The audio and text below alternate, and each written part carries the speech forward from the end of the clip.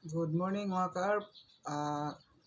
Today, continue tayo sa basic rope anchor system. So, part 2. So, yung part 2 natin is gagawa tayo ng figure of 8 on a bite or bunny ears sa 2-point anchor natin. 2-point anchor. So, let's go mga ka-ARP.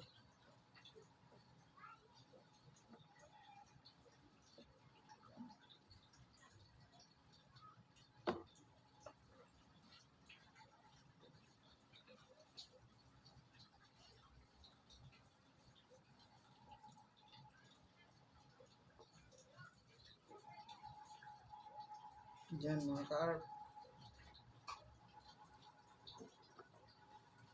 Double figure of 8 on a bite. So, 2-point anchor.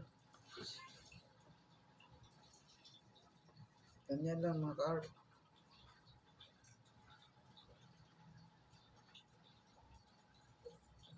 Ganyan. For open application. Kasi madali na natin siyang ilagay. Yan.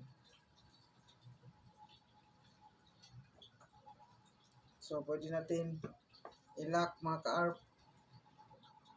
Overhand nut.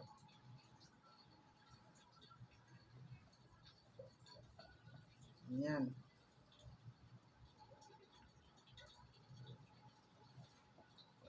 So, halimbawa gusto natin para even yung angle yung mga ka-ARP kahit kung dito ka bababa sa kabila, i-adjust lang natin. Halimbawa ganyan mga ka-ARP, adjust natin. So, ganyan.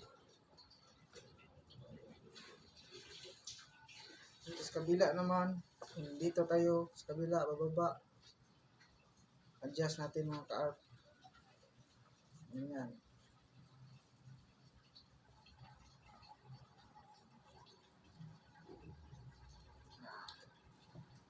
Dito sa kabila, bababa. Ganyan mga ka-ARP. Sa gitna, lagay natin sa gitna.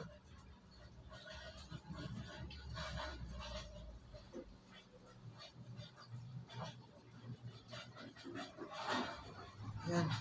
Isa sa gitna. Okay. Double figure of 8 on a bite. Or bunny ears. 2-point anchor. Okay mga ka-ARP. Let's go.